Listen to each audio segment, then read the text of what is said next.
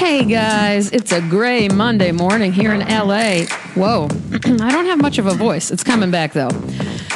You're listening to me reading stuff, a short, sweet, and sexy podcast. My name is Robyn O'Neill. I'm just kidding. It's not a sexy podcast. I'm an artist. I'm your friends. I'm your friends? I'm plural friends. I'm sorry about my voice. I don't know what's going on. Fasten your seatbelts, everybody. Here we go. Oh, I definitely wanted to report right away. We've had over 100 reports of vasectomies from our male listeners. So I'm really happy to have made that kind of impact on the world and the state of the population. Let's get those pregnancy numbers down. Let's keep those vasectomy numbers climbing. You know, last week while I was on my way out of town, I tweeted a photo of my hand holding some homemade cinnamon tea my cab driver gave me on the way to the airport when I was headed to Chicago. And I thought it was the sweetest gesture. He said, "Hey, would you like some tea?" And I hadn't had any caffeine yet, so hell yeah, I wanted some tea. Would I have preferred coffee? Of course I would have, but beggars can't be choosers. So he's like, "Yeah, I keep some to-go cups. I have this enormous thermos. Let's share some tea on the way to the airport." To me, this was the sweetest thing ever. And then I tweeted it. And my mom, once I landed, she hadn't seen it yet, but when I landed in Chicago, she texted me how angry she was that I would accept tea from a stranger. And she even gave me one of those angry face emojis, which, you know, I don't think I've ever received. So anyway, this was all on Twitter, and we had a lot of people who also, mainly everyone agreed. I think everyone except one person, Stephanie Drury, I love you, girl. Everyone else agreed with my mom and said, "Why the hell would you have done that?" Well, I guess I was just desperate. But it did remind me of this time that I cannot believe I haven't told you guys about. I was in Dublin, Ireland for a long time working on this animated short film that I did with director Owen Kidney.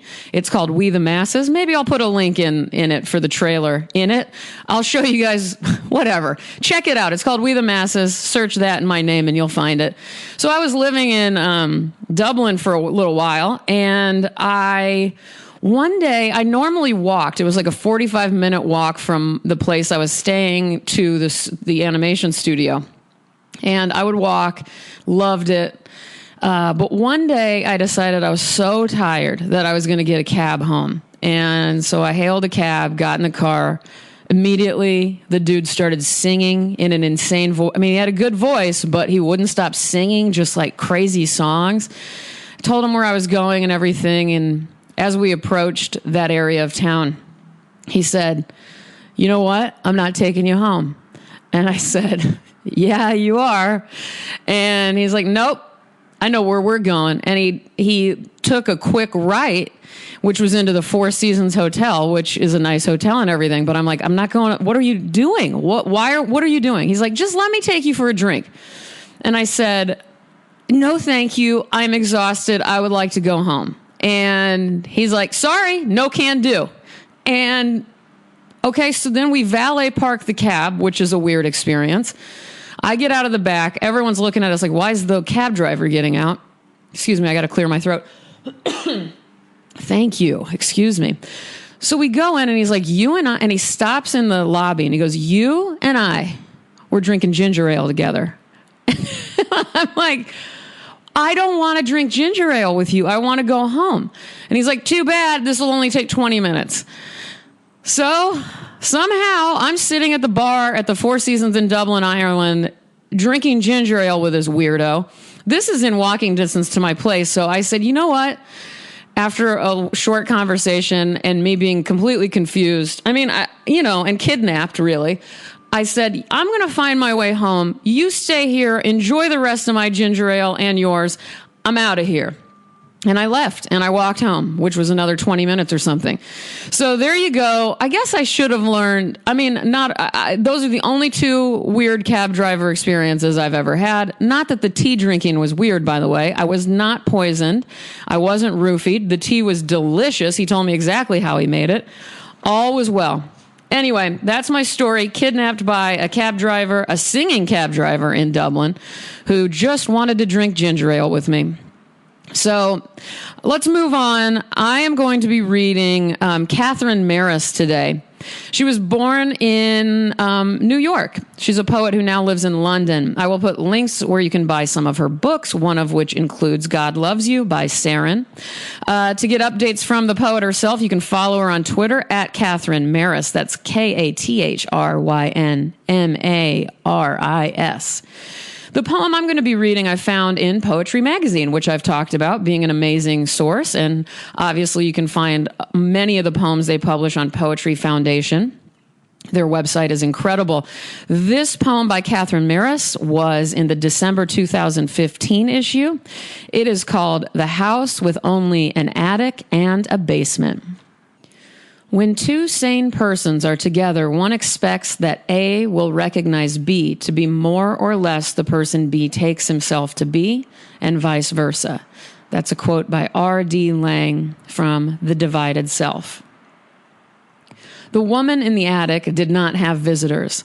The man in the basement gave parties that were popular. The woman in the attic had mononucleosis. The man in the basement had type 1 diabetes. The woman in the attic listened to audiobooks, which the man in the basement held in disdain. The door to the attic swelled in some weathers. In order to shut, it had to be slammed. There is a way in which was a way in which the man opened sentences, as in, there is a way in which to close a door so it doesn't slam. The woman in the attic took cautious walks to build her strength. The man in the basement pointedly said, "Some of us have ailments which are not manufactured." The man in the basement wrote stories about heroin. The woman in the attic read stories with heroines. The woman in the attic noticed a bruise that ran from the top to the base of her thigh. The bruise looked like Europe. The man in the basement was in love with the sister of the secretive man who loved him more. He whooped at the woman, "You killed your student?" To himself, he wept, "I killed my father." The man in the basement, recently divorced, was left with literally 2 possessions. The woman in the attic purchased books on psychopathology. The man in the basement produced fecal matter that blocked the pipes in both the attic and basement. The woman in the attic produced nothing at all. The woman in the attic was a waste of space. The man in the basement had sex almost daily. The woman in the attic had panic attacks. The man in the basement had only one rule. The woman in the attic was banned from his bedroom. But once she stole in and lay on his bed in his absence, or perhaps he was absent because she was there. The man in the basement moved to the West Coast. The woman in the attic crossed the Atlantic, whereas the house with the attic and basement saw states of fumigation, exorcism, detoxification, and rehabilitation. I love the organization of that poem. God, it's amazing outside right now. I have a view from my studio windows that seriously drives me wild. Really every day, no matter what, unless it's just extremely bright, which never excites me. But right now, there's a layer of basically white. I wouldn't even call it gray. I mean, it almost looks like it's snowing. If I took a photo, you would think it's snowing outside. I can only see maybe 2 blocks away, but I love this. I do hate daytime, though. Just a pointless time period. You know what my favorite temperature is, which it was when I woke up today? 53 degrees Fahrenheit. What is your favorite temperature? Let me know via Instagram or Twitter. My handle is ROBYN_ONEIL. I love hearing from you on there. Thank you to Chicago, everyone in Chicago who came to my show this past weekend. I had an amazing time. I can't thank everyone enough, including and mainly Scott at Western Exhibitions, my gallery. And thanks to all of you for listening and supporting me reading stuff just by subscribing. And please tell your friends, share a post or something on whatever social media you like to use. Myra, I want to thank you because you do that every time. And that means so much to me when you do that on Twitter. Thank you, Myra. You're the most beautiful person inside and out. You always have been. You always will be.